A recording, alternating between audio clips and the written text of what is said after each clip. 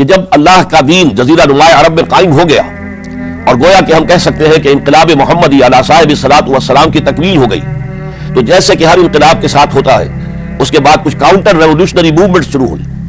چنانچہ سب سے پہلے اندرون ملک عرب جھوٹے نبی کھڑے ہو گئے، نبوت کے جھوٹے دعوے دار، اور بہت سے لوگوں نے حکومت کو زکوٰۃ ادا کرنے سے انکار کر دیا، اور یہ فتنہ اتنا بڑا تھا کہ واقعہ یہ ہے کہ اگر اسے کرش نہ کر دیا جاتا تو انقلاب محمدی علی صاحب الصلاۃ والسلام اسی وقت ناکام ہو جاتا۔ یہ حضرت ابوبکر صدیق رضی اللہ تعالیٰ عنہ کے فضائل کا سب سے درخشاں باب ہے کہ انہوں نے اپنے عزم اور ہمت اور استقلال اور اللہ پر اعتماد، اللہ پر توکل اور بھروسے کے ساتھ ان دونوں فتنوں کو آئرن ہینڈ کے ساتھ کرش کر دیا، اور سال سوا سال ہی میں ان دونوں کاؤنٹر ریولوشنری موومنٹس کو ختم کر کے اس کے بعد انہوں نے جلد ہی اس نظام کا گویا کہ انچارج حضرت عمر رضی اللہ تعالیٰ عنہ کو بنا دیا کہ جو خلیفہ ثانی ہے۔ پھر ہم نے دیکھا کہ حضرت عمر کے زمانے میں رضی اللہ تعالیٰ عنہ توسیع کا جو عمل ہے، توسیع انقلاب محمدی کا عمل بڑی تیز رفتاری کے ساتھ جاری ہوا، فتوحات کا سیلاب آیا، ایران پوری سلطنت تہس نہس ہو کر رہ گئی، اس کے پرچے اڑ گئے، سلطنت روما اپنے تمام شمالی افریقی مقبوضات سے محروم، مغربی ایشیا سے اسے بے دخل کر دیا گیا، صرف وہ یورپ کے اندر محدود ہو کر رہ گئی۔ اب ظاہر بات ہے کہ اس کے خلاف بھی تو پھر رد عمل ہونا تھا، کاؤنٹر ریولوشنری موومنٹس اٹھنی تھی۔ تو سب سے پہلے حضرت عمر رضی اللہ تعالیٰ عنہ کی خلافت اور اس کے چراغ کو بجھانے کے لیے ایران کی طرف سے رد عمل ظاہر ہوا۔ ہرمزان جو ایک بڑا ان کا جرنیل تھا، اس کی سازش اور ابو لولو فیروز کے ذریعے سے حضرت عمر رضی اللہ تعالیٰ عنہ کو شہید کر دیا گیا۔ سمجھا یہ گیا تھا کہ یہ ساری عمارت شاید اسی شخصیت کی بل پر کھڑی ہے، لہذا جب میدان سے حضرت عمر ہٹ جائیں گے تو یہ خلافت کی پوری عمارت جو ہے وہ زمین بوس ہو جائے گی۔ لیکن معلوم ہوا یہ عمارت محمد کی بنائی ہوئی تھی صلی اللہ علیہ وسلم۔ کھنڈر بتا رہے ہیں عمارت عظیم تھی، بڑی عظیم عمارت تھی جو حضور نے تعمیر کی تھی، لہذا حضرت عمر کی شہادت سے کوئی فرق واقع نہیں ہوا۔ حضرت عثمان رضی اللہ تعالیٰ عنہ آ گئے میدان میں، اور میں بتا چکا ہوں آپ کو کہ ان کے دور خلافت کے جو 12 سال ہیں ان میں سے پہلے 10 سال بالکل حضرت عمر فاروق رضی اللہ تعالیٰ عنہ کی خلافت کے دور کی مثال ہے۔ اسی تیزی کے ساتھ انقلاب جو ہے آگے بڑھ رہا تھا، فتوحات کا دائرہ پھیل رہا تھا، اور اندرون ملک پورا امن، سکون، اطمینان اور چین تھا۔ لیکن ان کی دور خلافت کے آخری دنوں میں اب یہودیوں کی طرف سے رد عمل اور ایک کاؤنٹر ریولوشنری موومنٹ عبداللہ ابن سبا کے ذریعے سے، کہ جس نے اسلام کا لبادہ اوڑھا اور منافقت کے پردے کے ساتھ وہ عالم اسلام میں داخل ہوا، اور اس نے چونکہ دیکھ لیا پرانی چپتلش ہے، پرانی چشمک ہے جو قریش کے 2 بڑے قبیلوں کے مابین یا 2 بڑے گھرانوں کے مابین چلی آ رہی تھی، بنو ہاشم، بنو امیہ۔ تو پہلے 2 خلفاء جو تھے وہ نہ بنو ہاشم سے تھے نہ بنو امیہ سے تھے۔ حضرت ابوبکر صدیق بنو تیم سے تھے، حضرت عمر بنی عدی میں سے تھے، لیکن حضرت عثمان اب بنو امیہ میں سے تھے۔ اس کو انہوں نے گویا کہ دکھتی رگ بنا کر پکڑا اور پروپیگنڈا شروع کیا کہ خلافت تو بنو ہاشم کا حق ہے، جو کہ حضور ہاشمی تھے صلی اللہ علیہ وسلم، تو گویا کہ عثمان غاصب ہیں رضی اللہ تعالیٰ عنہ، بلکہ ان سے دونوں پہلو جو تھے حضرت عمر اور حضرت ابوبکر وہ بھی غاصب ہیں۔ اس کے ساتھ ہی فتنے کی مختلف شکلیں انہوں نے شروع کی۔ یہ الفتنۃ الکبریٰ کہلاتا ہے ہماری تاریخ میں، عظیم ترین فتنہ، جس کے نتیجے میں حضرت عثمان رضی اللہ تعالیٰ عنہ شہید ہو گئے۔ اور ان کی شہادت کے بعد اگرچہ خلافت حضرت علی رضی اللہ تعالیٰ عنہ کے ہاتھ میں آئی، لیکن یہ کہ باہمی خانہ جنگی کا وہ سلسلہ شروع ہوا جو حضرت علی کے دور خلافت جو 5 سالوں پر مشتمل ہے، اس کے دوران مسلسل خانہ جنگی رہی۔ ایک طرف شیعان علی تھے، دوسری طرف شیعان عثمان آ گئے جو حضرت عثمان رضی اللہ تعالیٰ عنہ کے قتل کے قصاص کے مطالبے کو لے کر سامنے آئے۔ جنگ جمل ہوئی، ایک رات میں 10,000 مسلمان شہید ہوئے۔ جنگ صفین میں 74,000 مسلمان شہید ہوئے۔ جنگ نہروان میں پھر 4,000 مسلمان شہید ہوئے۔ یہ شہادتیں جو چل رہی تھی یہ کس لیے چل رہی تھی کہ جو بھی عمارت خلافت کی قائم ہوئی تھی اب اسے قائم رکھا جائے، اغیار کی طرف سے جو سازشیں ہو رہی ہیں، جو حملے ہو رہے ہیں، اسے ختم کرنے کے لیے ان کا مقابلہ کیا جائے۔ تو یہ اور اس کا یہ دور ختم ہوتا ہے حضرت علی کی شہادت پر رضی اللہ تعالی عنہ۔ اور یہ بات نوٹ کر لیجئے کہ حضرت علی کو شہید کرنے والے وہ خارجی تھے، عبد الرحمن ابن ملجم خارجی طبقے سے تعلق رکھتا تھا جو پہلے حضرت علی کے لشکر کے شامل تھے، لیکن جب حضرت علی نے رضی اللہ تعالی عنہ تحکیم اور ثالثی کی تجویز قبول کر دی تو وہ ناراض ہو گئے کہ اللہ تعالیٰ ہی ہے حاکم اور حکم، ان الحکم الا للہ، یہ انسانوں کو حکم کیوں بنا لیا گیا؟ اور اس میں اتنی شدت اختیار کی کہ وہ علیحدہ ہو گئے، اس لیے انہیں خوارج کہا گیا۔ انہوں نے رائے یہ قائم کر دی جو مسلمان کبھی کوئی گناہ کبیرہ کا ارتکاب کرے گا وہ کافر قرار پائے گا، جب کافر ہوگا تو گویا کہ مرتد ہے تو واجب القتل، اس کا مال، اس کی عزت سب مباح ہے۔ یہ ہمارا سب سے پہلا گمراہ ترین فرقہ تھا انہی میں سے 3 افراد نے بیٹھ کر اسکیم بنائی کہ یہ 3 افراد ایسے ہیں کہ جن کو اگر میدان سے ہٹا دیا جائے تو شاید مسلمانوں کی باہمی خانہ جنگی ختم ہو جائے اور مسلمان پھر کسی ایک خلیفہ پر راضی ہو جائے، اور یہ تینوں کافر ہیں، معاذ اللہ ثم معاذ اللہ۔ حضرت علی کافر ہیں، ان کو قتل کرنے کی ذمہ داری عبد الرحمن ابن ملجم نے لی۔ حضرت معاویہ قاتل ہیں، ان کے لیے کسی اور کو اسائن کیا گیا۔ عمرو بن العاص قاسم ہیں، ان کے لیے کسی اور کو اسائنمنٹ دی گئی۔ ہوا یہ کہ حضرت عمرو بن العاص وہ تو اس روز فجر کی نماز میں آئے نہیں، ان کی جگہ جو امام تھا وہ شہید کر دیا گیا۔ حضرت معاویہ رضی اللہ تعالی عنہ ان پر وار اوچھا پڑا، زخمی تو ہوئے لیکن یہ کہ پھر تندرست ہو گئے۔ حضرت علی رضی اللہ تعالی عنہ پر بہت کاری وار ہوا اور حضرت علی رضی اللہ تعالی عنہ کی شہادت سن 35 ہجری میں ہو گئی۔ یہ جو خلافت راشدہ کا اختتام یا تو سن 35 ہجری میں حضرت علی کی شہادت سے سمجھا جائے گا، یا میری ذاتی رائے ہے کہ نہیں، اس میں حضرت حسن کا دور خلافت بھی شامل ہونا چاہیے۔ حضرت حسن کو کسی نے نامزد نہیں کیا تھا، نہ انہوں نے اپنی امیدواری کے ساتھ اپنی طاقت کے بل پر خلافت حاصل کی تھی، بلکہ حضرت علی سے جب یہ کہا گیا تھا کہ کیا ہم آپ کے بیٹے حسن کے ہاتھ پر بیعت کر لیں، تو انہوں نے فرمایا تھا کہ میں نہ تمہیں روکتا ہوں نہ حکم دیتا ہوں، یہ تمہارا معاملہ ہے، تم جسے مناسب سمجھو اس کے ہاتھ پر بیعت کرو۔ حضرت حسن رضی اللہ تعالیٰ عنہ نے جن کے ہاتھ پر جو بیعت ہوئی، اب معاملہ یہ ہو گیا کہ امیر معاویہ رضی اللہ تعالیٰ عنہ وہ ایک لشکر لے کر شام سے چلے۔ حضرت حسن 50,000 آدمیوں کے ساتھ ادھر سے نکلے، لیکن یہ ہے کہ انہیں محسوس ہو گیا تھا کہ میرے ساتھیوں میں ایسا فسادی عنصر بھی موجود ہے جو عبداللہ ابن سبا کے ساتھیوں میں سے، کہ وہ کسی اچھے کام کو پسند نہیں کرتا، لہذا انہوں نے پھر صلح کی پیشکش کی۔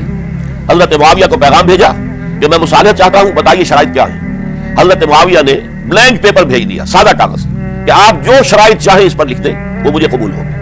حضرت حسن نے رضی اللہ تعالیٰ عنہ شرائط لکھ دی، حضرت معاویہ نے قبول کر لی، تو حضرت حسن دستبردار ہو گئے خلافت کے دعوے سے، اور اس کے بعد پھر حضرت امیر معاویہ کی خلافت کی بیعت کی گئی۔ اس سے پہلے انہوں نے خلافت کی بیعت نہیں لی تھی۔ یہ ہے سن 41 ہجری، اور اسے عام الجماع کہا جاتا ہے، یعنی یہ اختتام ہے مسلمانوں کی خانہ جنگی کے دور کا۔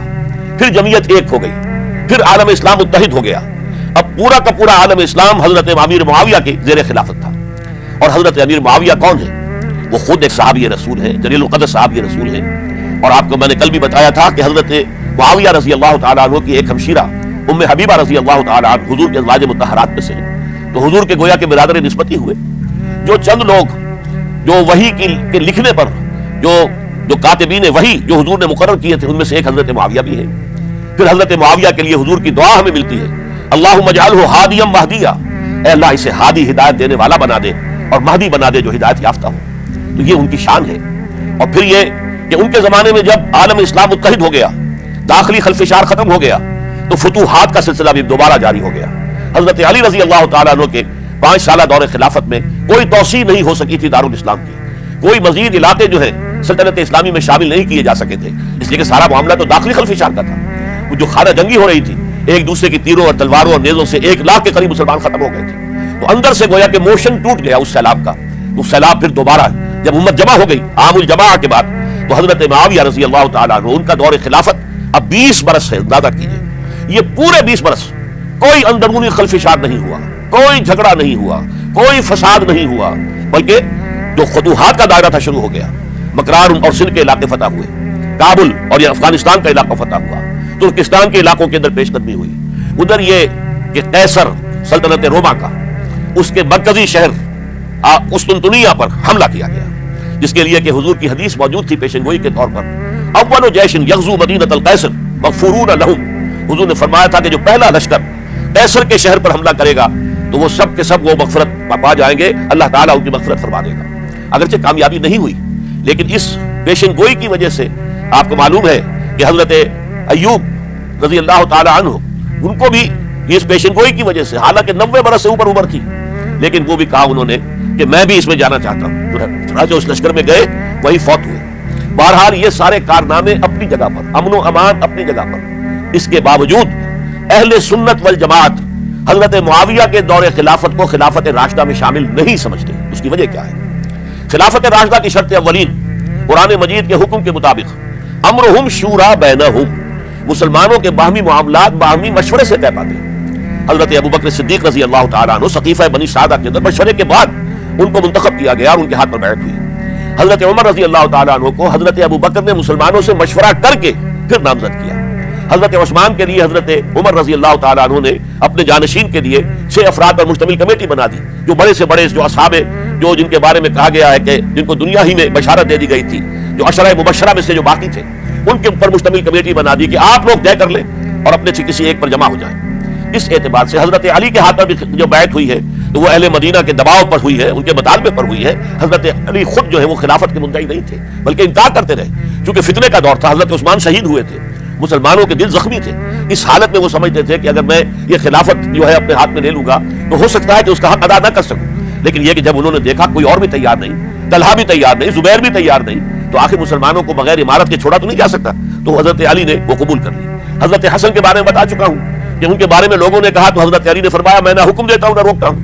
لیکن حضرت امیر معاویہ رضی اللہ تعالیٰ عنہ صحابی بھی ہیں، حضور کے قرابت دار بھی ہیں، کاتبین وحی میں سے بھی ہیں، پھر ان کا دور حکومت امن، سکون، اطمینان، ہر طرح سے جو ہے 20 برس تک کوئی داخلی خلفشات نہیں ہوا، کوئی فساد نہیں ہوا، کوئی باہمی جنگ و جدل نہیں ہوا، بلکہ فتوحات کا دائرہ آگے بڑھا۔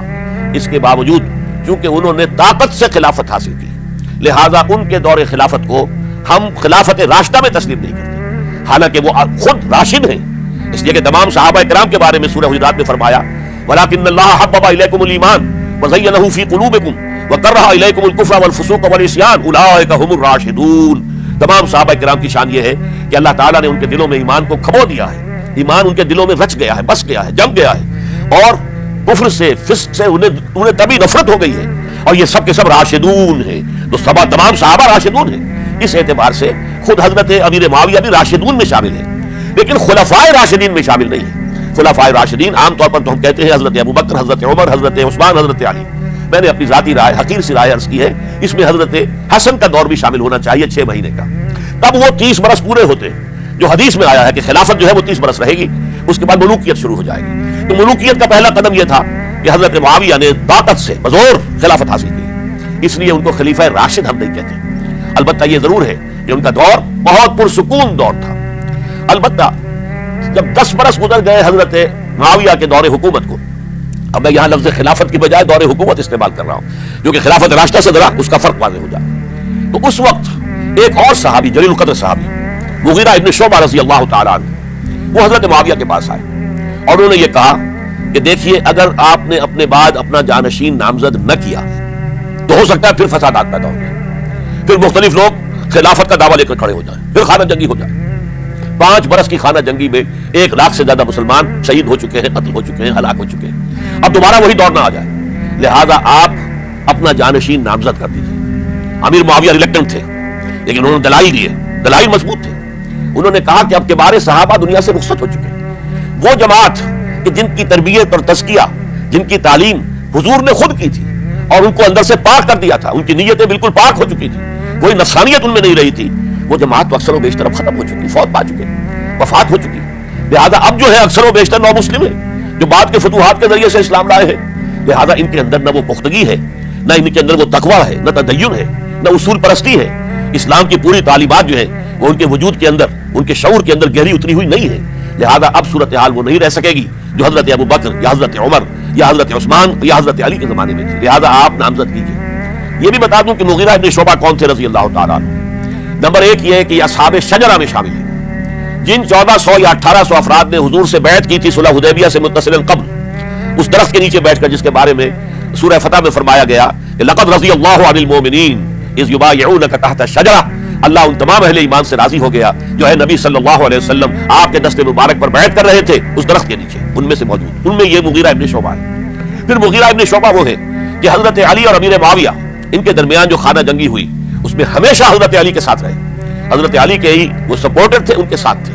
اس پہلو سے اچھی طرح سمجھ لیجئے کہ یہ نہیں ہے کہ وہ در حقیقت کو پہلے سے وہ امیر معاویہ کے ساتھی تھے، نہیں، لیکن اب جو صورتحال وہ دیکھ رہے تھے، جہاں دیدہ انسان تھے، بہت بڑے سیاستدان تھے، جانتے تھے حالات کو، حالات کے نظر پر ان کا ہاتھ تھا، لہذا انہوں نے یہ مشورہ دیا اور پھر امیر معاویہ نے اس مشورے کو قبول کر لیا اور یزید کی ولی عہدی کا اعلان کر دیا۔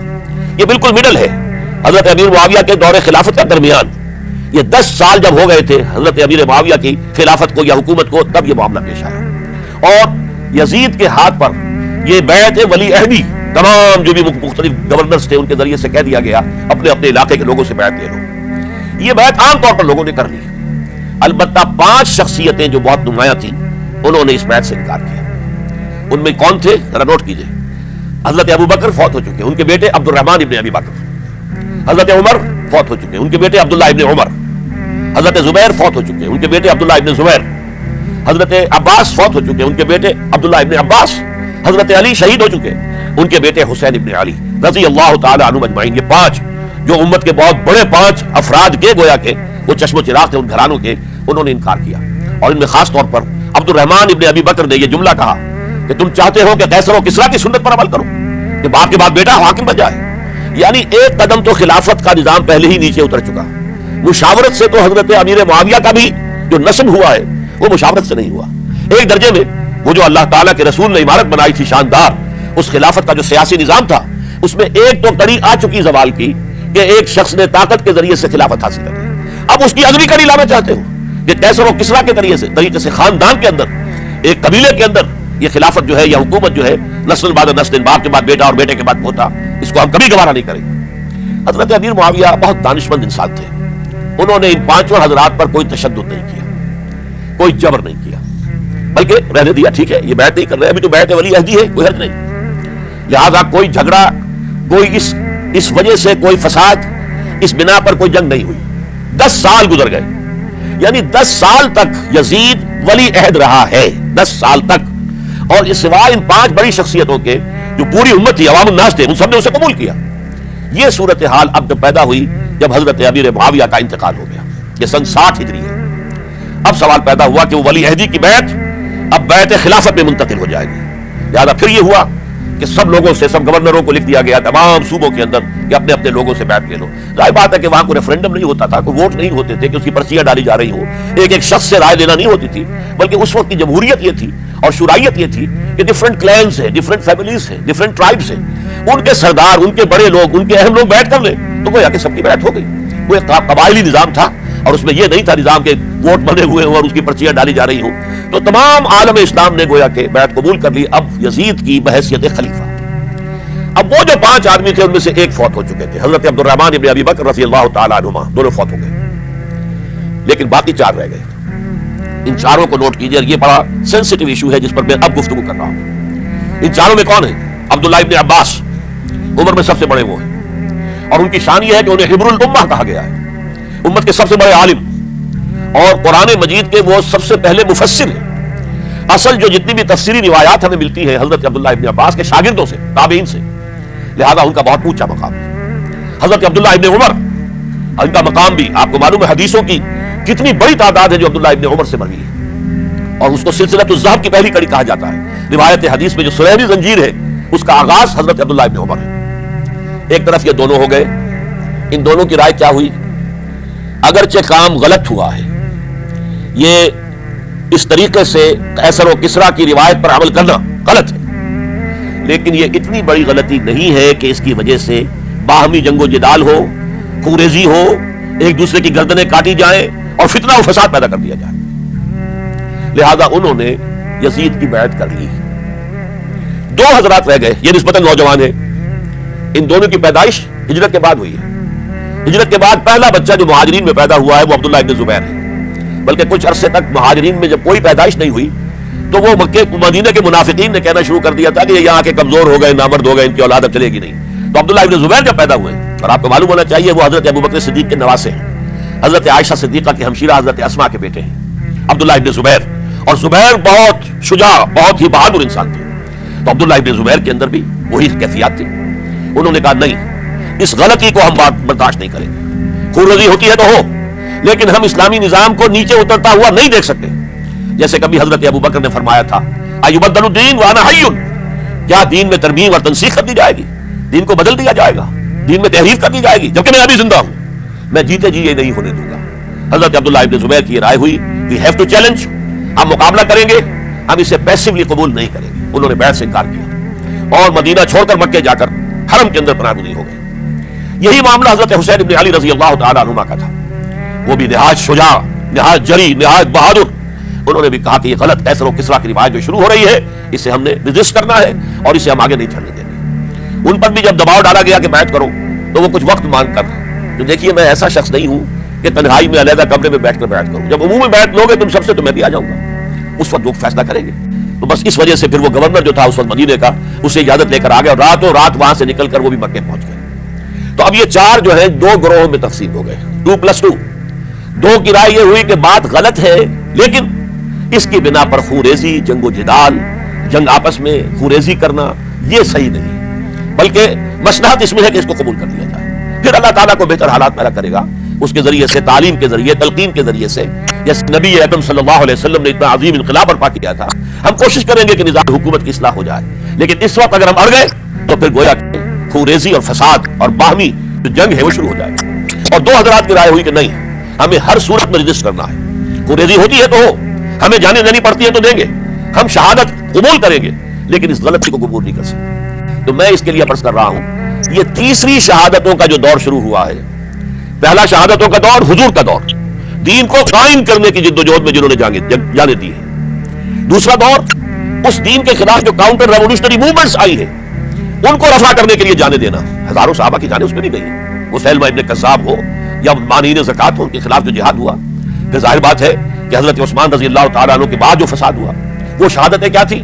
اس دین کے نظام کو قائم رکھنے کے لیے، انٹیکٹ رہے، دشمن اس کے اندر رکھنے ڈالنے میں کامیاب نہ ہو جائے۔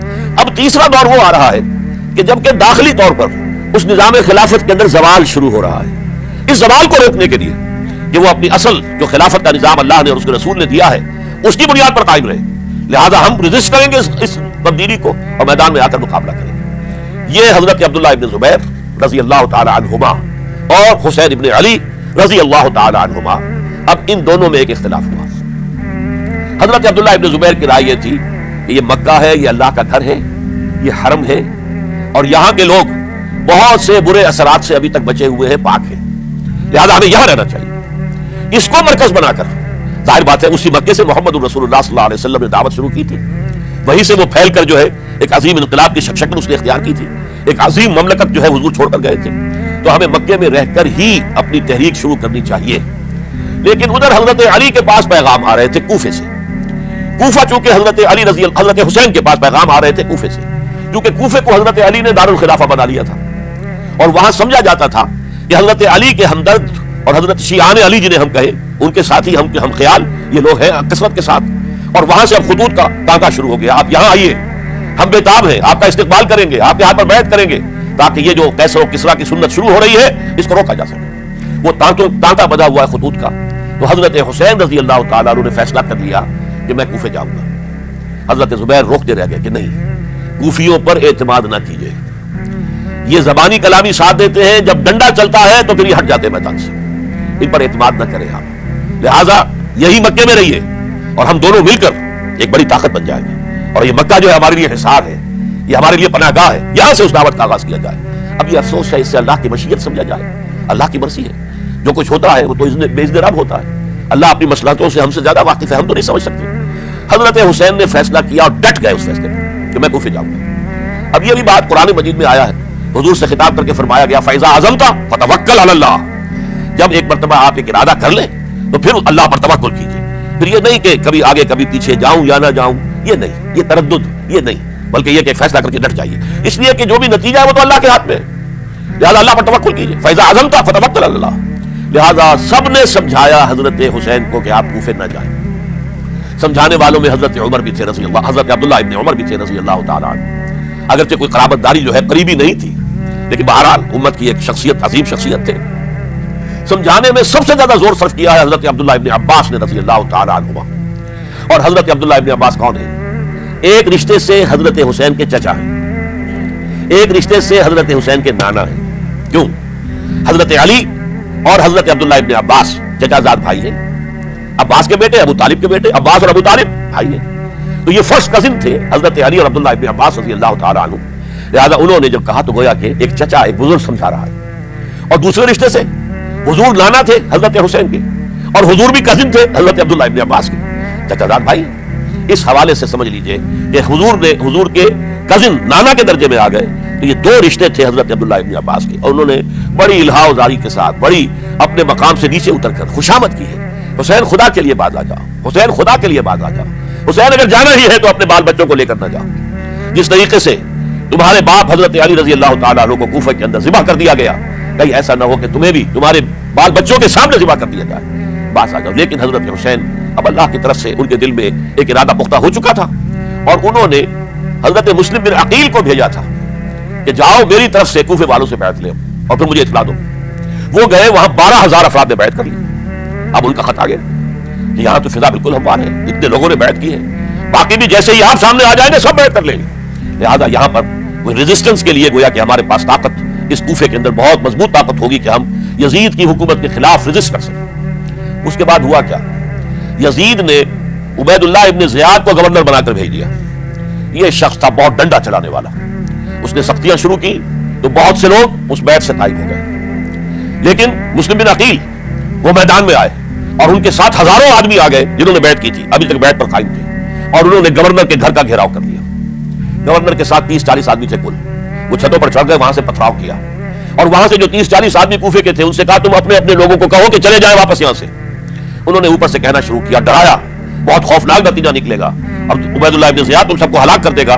ایک ایک کر کے بھیڑ چڑھتی چلی گئی اور صرف چند افراد رہ گئے اور اس کے نتیجے میں حضرت مسلم بن عقیل شہید کر دیے گئے. بلکہ ایک شخص حانی نے انہیں پناہ دی تھی کوفے میں, ان کو بھی قتل کر دیا گیا, شہید کر دیا گیا.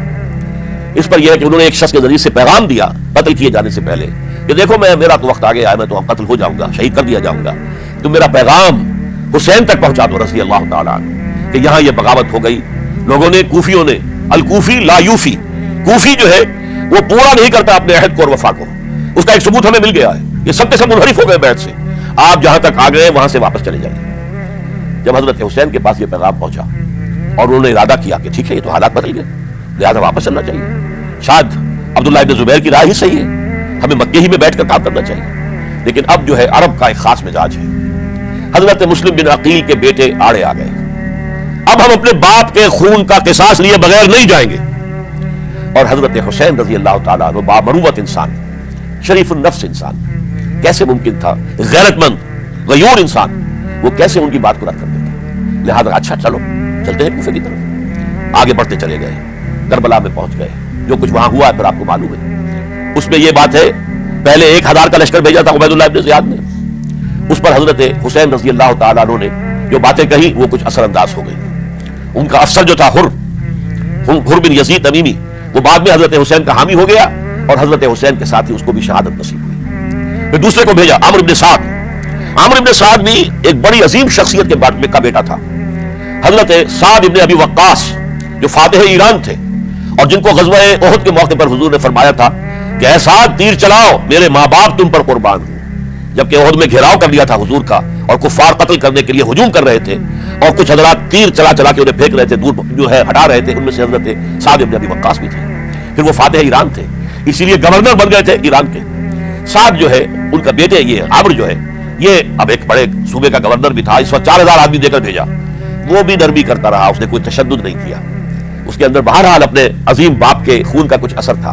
لیکن یہ کہ پھر ابن زیاد کو اطلاع مل گئی کہ عمرو ابن سعد جو ہے وہ تو لے تو لال کر رہا, حملہ نہیں کر رہا, قتل نہیں کر رہا, بلکہ یہ کہ وہ تو اس راستہ بھی دینے کو یہ تیار ہے کہ نہ مدینے کی طرف جائیے اور نہ آپ مکے کی طرف جائیے, نہ کوفے کی طرف جائیے, بلکہ آپ چاہے تو دمشق چلے جائیں, یزید سے اپنا معاملہ کر لیں.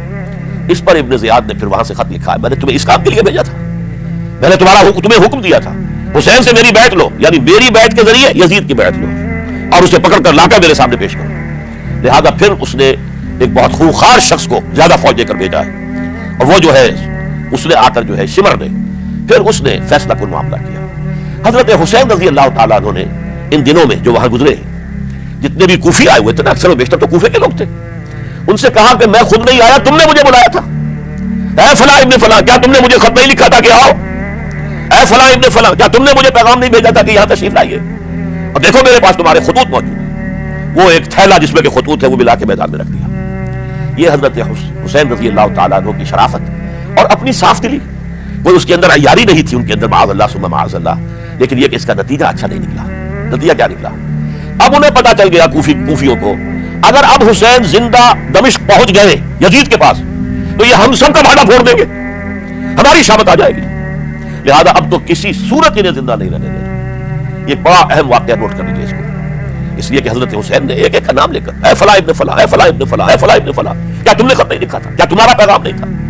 اب انہوں نے دیکھا کہ یہ بہانا اگر یزید کے ہاں جا کر پھوڑ دیا گیا تو پھر ہماری خیر نہیں ہوگی. یہی وجہ ہے حضرت حسین کو شہید کرنے کے بعد، یہ نوٹ کر لیجئے، 72 آدمی تھے کل جس کو کہلے لشکر حضرت حسین کا رضی اللہ تعالیٰ، ان میں سے 20 خاندان بنی ہاشم کے چشم و چراغ تھے. وہ بڑی بہادری سے لڑے، بڑی بہادری سے لڑے، ایک ایک نے لڑ کر جان دی. بہت سو کو مارا. یقاتلون فی سبیل اللہ فیقتلون ویقتلون، قتل کر بھی رہے تھے، قتل ہو بھی رہے تھے، ایک ایک کر کے قتل ہو رہے تھے، شہید ہو رہے تھے. 20 جو ہے خاندان بنی ہاشم میں سے شہید ہوئے. حضرت حسین رضی اللہ تعالیٰ عنہ کا ایک بہت ہی انفنٹ چھوٹا بچہ وہ بھی شہید ہوا. باقی سب مرد، تمام مرد، سوائے ایک حضرت حسین کے بیٹے حضرت علی بن حسین زین العابدین کہلائے بعد میں، وہ بیمار تھے، وہ جنگ میں حصہ نہیں لے سکتے تھے، وہ بچ گئے صرف. اچھا، حضرت حسین شہید ہو گئے. یہ ہے 10 محرم الحرام سن 61 ہجری.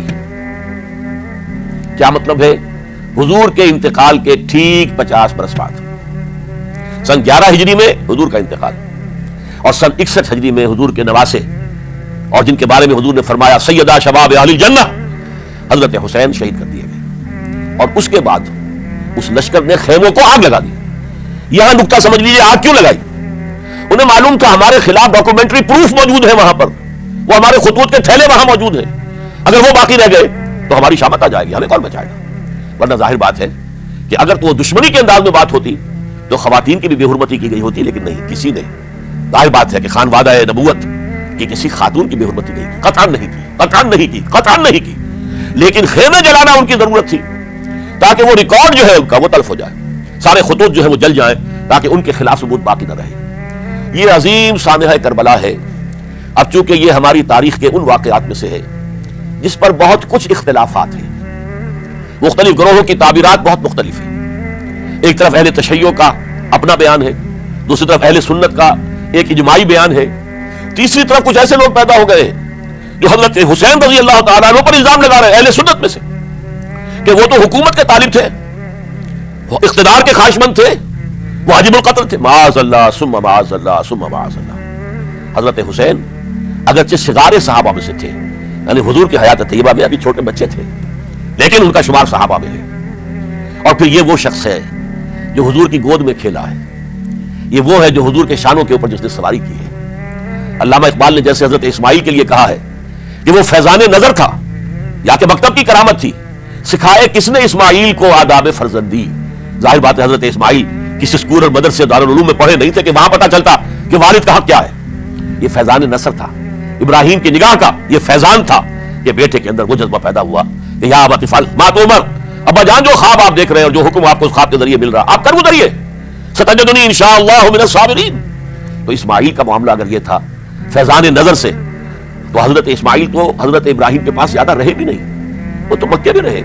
حضرت عثمان جو حضرت ابراہیم تو شام میں رہتے تھے، کبھی کبھی آ جاتے تھے، بس اس سے زیادہ معاملہ نہیں تھا.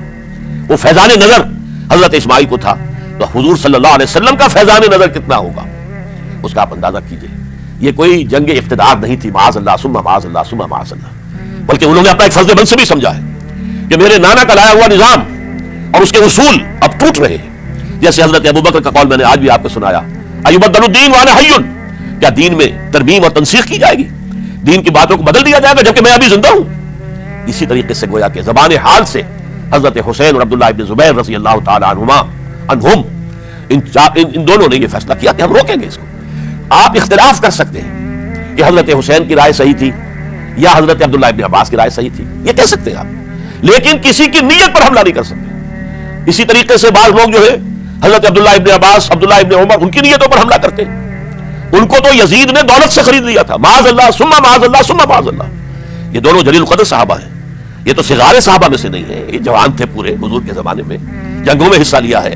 حضرت عبداللہ ابن عمر نے، عبداللہ ابن عباس نے رضی اللہ تعالیٰ عنہما، انہیں کوئی رقم نہیں خرید سکتی تھی، کوئی دولت نہیں خرید سکتی تھی. جو رائے انہوں نے قائم کی اور دیانتاً قائم کی. اور ہمارے ہاں اصول یہ ہے کہ جب کوئی نئی صورتحال پیدا ہو جائے اور اجتہاد کی ضرورت پیش آ جائے اور پوری کوشش کر کے مجتہد اجتہاد کر رہا ہے، تو اگر اسے غلطی بھی ہو جائے، مجتہد مخطی خطا کار اس کو بھی اکیرا ثواب ملتا ہے، اور مجتہد مصیب وہ مجتہد کے جس کی رائے صحیح، جس کا فیصلہ صحیح، اسے دوہرا ثواب ملتا ہے. تو ان کے مابین ایک اختلاف رائے کا ہوا، اجتہاد کا ہوا. آیا یہ غلطی اتنی بڑی ہے کہ امت میں تفرقہ پیدا کیا جائے، امن و امان کو برباد کیا جائے، خوریزی کا بازار گرم کیا جائے، یا نہیں؟ دو کی رائے یہ ہوئی. ان کی مخلصانہ رائے تھی، ان کی دیانت دارانہ رائے تھی. ہم ان کی نیت پر حملہ نہیں کر سکتے. آپ اختلاف کرنا چاہیں تو کیجیے. اسی طرح حضرت عبداللہ ابن زبیر اور حضرت حسین ابن علی رضی اللہ تعالی عنہ، ظاہر بات ہے کہ ان کا بھی ایک اجتہادی رائے تھی کہ نہیں، یہ دین کے نظام کے اندر بہت بڑا رکھنا پڑ رہا ہے. یہ تو اب قیصر و کسریٰ کی سنت شروع ہو رہی ہے، یہ اسلام کے دین کے اوپر طریقہ نہیں، عمل نہیں ہو رہا ہے، تو ہم اسے اپنی جانوں کا نذرانہ دے کر بھی اسے روکیں گے، روکنے کی کوشش کریں گے. رکے نہ رکے، ہم اپنی جانیں دے دیں گے. یہ بھی دیانت دارانہ رائے تھی، مخلصانہ رائے تھی. ان کی نیت پر کوئی حملہ کم سے کم اہل سنت والجماعت میں سے کسی شخص کو حق نہیں ہے. اس لیے کہ اہل سنت والجماعت کا کہنا یہ ہے الصحابۃ کلھم عدول، صحابہ جتنے بھی ہیں وہ سب کے سب عدول ہیں، ان میں بدنیتی نہیں آ سکتی، خطا ہو سکتی ہے. اہل سنت کے نزدیک معصومیت خاصہ نبوت ہے. نبوت ختم ہو گئی محمد رسول اللہ صلی اللہ علیہ وسلم پر. آپ کے بعد معصوم کوئی نہیں. ابو بکر بھی معصوم نہیں، عمر بھی معصوم نہیں، عثمان بھی معصوم نہیں، علی بھی معصوم نہیں رضی اللہ تعالیٰ عنہ اجمعین. تو معصوم کون ہوگا؟ عبداللہ ابن عباس بھی معصوم نہیں، عبداللہ ابن زبیر بھی جو ہے معصوم نہیں، حسین ابن علی بھی معصوم نہیں. اسی طریقے سے عبداللہ ابن عمر، عبداللہ ابن زبیر، کوئی معصوم نہیں. انہوں نے اپنی رائے قائم کی ہے، اس پر عمل کیا ہے دیانت دارانہ سنسیریٹی کے ساتھ، اور ان کے لیے اللہ تعالیٰ کے ہاں ہر طرح کا اجر و ثواب ہے سب کے لیے. حضرت عبداللہ ابن زبیر کی رائے اس اعتبار سے بہتر ثابت ہوئی، انہوں نے مکے میں پھر حکومت قائم کی. 9 برس تک ان کی حکومت قائم رہی. بنو امیہ ختم نہیں کر سکے اسے. سن 73 میں جا کر ان کی شہادت ہوئی ہے. اور ایک مرحلہ تو وہ بھی آیا تھا کہ شام اور مصر کی دونوں صوبے جو ہیں وہ بھی ان کے تحت آ گئے تھے. تو واقعہ یہ ہے کہ اگرچہ حضور نے ہمیں منع کیا ہے کہ کبھی یہ نہ کہا کرو کہ ایسا ہوتا تو ایسا ہو جاتا، نہیں، جو ہوا اللہ کی مرضی سے ہوا، اللہ کے اذن سے ہوا. حدیث کے الفاظ ہیں ان کلمۃ لو تفتح عمل الشیطان. یہ جو لو کاش یہ ہو جاتا، کاش یوں ہو جاتا تو بڑے اچھے نتیجے نکلتے، یہاں سے شیطان کا عمل شروع ہو جاتا ہے. ورنہ واقعہ یہ ہے کہ دل سے یہ بات نکلتی ہے. اگر حضرت حسین اور عبداللہ ابن زبیر یکجا ہو جاتے اور مکے کو اپنا مرکز بنا کر جو عظیم مقصد انہوں نے اپنے سامنے رکھا تھا کہ یہ جو روایت غلط آ رہی ہے اسلام کے دینی سیاسی نظام کے اندر، اس کو ہم روکیں گے، تو اللہ تعالیٰ انہیں کامیابی عطا فرما دیتا. لیکن یہ پھر ہم کہیں گے ما شاء اللہ کان وما لم یشاء لم یکن. جو اللہ نے چاہا وہ ہوا، اور جو اللہ نے نہیں چاہا وہ نہیں ہوا. حضرت حسین کو وہ عظیم شہادت اللہ نے دینی تھی، وہ اونچا مقام عطا کرنا تھا، اور پھر ان کی عظیمت، ان کا صبر، ان کا ثبات، ان کا استقلال، معلوم ہوا کہ اللہ تعالیٰ نے انسانوں کے اندر کتنی کچھ طاقت رکھی ہوئی ہے اور کتنی کچھ صلاحیتیں اللہ نے ودیت کی ہیں. وہ جس طرح ڈٹے رہے، کھڑے رہے. واقعہ یہ ہے کہ وہ بھی نوع انسانی کے لیے ہمیشہ کے لیے ایک سبق ہے، اور وہ سبق یہ ہے کہ آپ حق، جو بھی آپ حق سمجھیں اس حق کے اوپر ڈٹ کر کھڑے ہو جائیں، اور اس میں پرواہ نہ کیجیے کہ آپ کی نفری کم ہے یا آپ کے ساتھ تعداد زیادہ. کوئی خیال نہ کیجیے، اس کے فکر نہ کیجیے کہ حالات ادھر ہیں یا ادھر ہیں، حالات سازگار آپ کے دشمن کے ساتھ ہے یا آپ کے ساتھ ہے. کوئی فکر نہ کیجیے. حق حق ہے، اس کا ساتھ دینا لازم ہے، اس کے لیے جان دے دینا یہ سب سے بڑی کامیابی ہے. وَلَا تَقُولُوا لِمَن يُقْتَلُ فِي سَبِيلِ اللَّهِ أَمْوَاتٌ. ہرگز نہ کہنا ان کو جو اللہ کی راہ میں قتل ہو جائیں کہ وہ مردہ ہیں. بل احیاء، وہ تو زندہ ہیں، ولکن لا تشعرون، تمہیں شعور نہیں ہے. وَلَنَبْلُوَنَّكُمْ، اب یہ تمام مسلمانوں سے خطاب ہو رہا ہے، ہم تمہیں لازماً آزمائیں گے بِشَيْءٍ مِنَ الْخَوْفِ، خوف سے، وَالْجُوعِ، اور بھوک اور فقر و فاقے سے. حضرت حسین اور ان کے ساتھیوں کو پیاس کے ذریعے سے آزمایا گیا. حالانکہ دریا دور نہیں ہے لیکن پانی بند کر دیا گیا. کیسی کیسی شدت اور کیسے کیسے سخت حالات کا سامنا کیا، لیکن جھکے نہیں، گردن نہیں جھکی، ڈٹے رہے اپنے موقف کے اوپر. وَلَنَبْلُوَنَّكُمْ بِشَيْءٍ مِنَ الْخَوْفِ وَالْجُوعِ وَنَقْصٍ مِنَ الْأَمْوَالِ وَالْأَنفُسِ وَالثَّمَرَاتِ، اور ہم تمہیں جانی اور مالی نقصانات کے ذریعے سے آزمائیں گے. وَبَشِّرِ الصَّابِرِينَ، اور اے نبی بشارت دے دیجئے صبر کرنے والوں کو. الَّذِينَ إِذَا أَصَابَتْهُمْ مُصِيبَةٌ، وہ کہ جن کو اگر کوئی مصیبت آئے، ان پر نازل ہو جائے، قالوا، تو وہ کہیں گے اِنَّا لِلَّهِ وَإِنَّا إِلَيْهِ راجعون، ہم اللہ ہی کے ہیں، اللہ ہی کی طرف ہمیں لوٹ جانا ہے. اولئک علیہم صلوات من ربہم ورحمہ، یہ ہے وہ جن پر ان کے رب کی طرف سے صلوات ہے، درود ہے اور رحمت ہے. واولئک هم المہتدون، اور یہی ہدایت یافتہ ہیں. اللہم ربنا اجعلنا منہم، اللہم ربنا اجعلنا منہم. میرے اور آپ کے لیے سبق یہ ہے، صرف حضرت حسین کا کوئی دن بنا لینا یہ نہیں. ٹھیک ہے، یاد تازہ کیجئے، بہت اچھی بات ہے، لیکن اس کا نتیجہ یہ نکلنا چاہیے کہ اگر حضرت حسین نے اپنی ہی نہیں، اپنے خاندان کی، اپنے اعزاء و اقربا کی، اپنے ساتھیوں کی جانوں کی قربانی پیش کر دی حق کے لیے، تو ہمیں بھی فیصلہ اور سبق یہ لینا چاہیے کہ ہمیں حق کا ساتھ دینا ہے، ہر سے بعد چاہے اس کے نتائج کچھ بھی نکلے. اقول قولی ھذا واستغفر اللہ لی ولکم ولسائر المسلمین والمسلمات.